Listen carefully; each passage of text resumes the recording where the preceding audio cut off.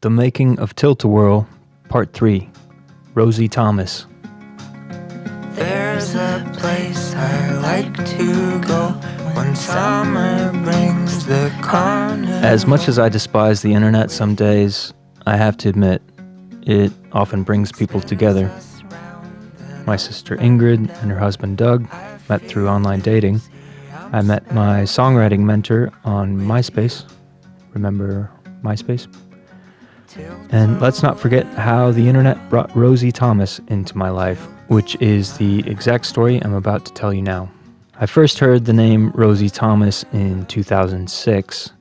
I was doing some gigs in LA, and a friend of mine, that MySpace songwriter mentor I just mentioned, he was producing her latest album. He raved and raved about her, and then sent me home on my long drive back to Denver with two of her CDs, If Songs Could Be Held and When We Were Small. I fell in love with her voice and songwriting. It was a pure and innocent sound. I could tell we both shared an appreciation for nostalgia.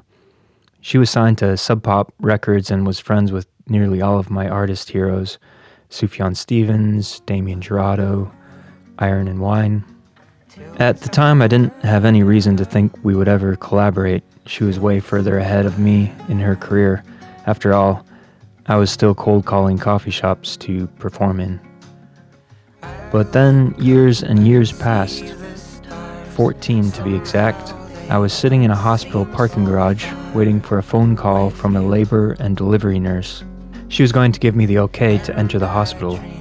My wife Heidi was in labor with our soon-to-be fourth child, and it was the beginning of the pandemic, so protocol meant only Heidi was allowed in until she was assigned her own delivery room. Then I could come in.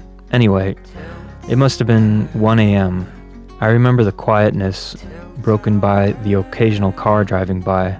I was passing time and easing my nerves with Instagram.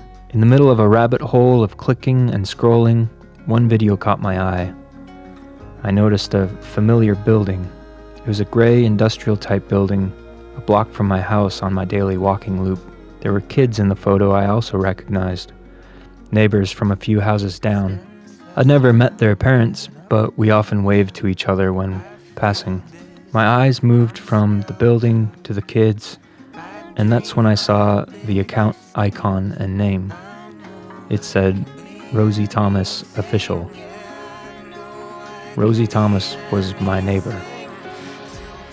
2 years later, we would be recording music together and our families would be sharing life.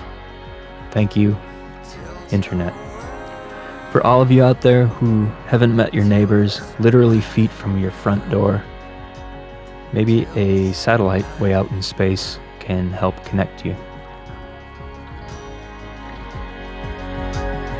There's a place I like to go when summer. Special thanks to my patrons who make content like this possible.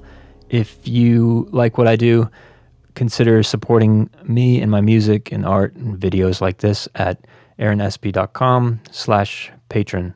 The water is fine. Come on in.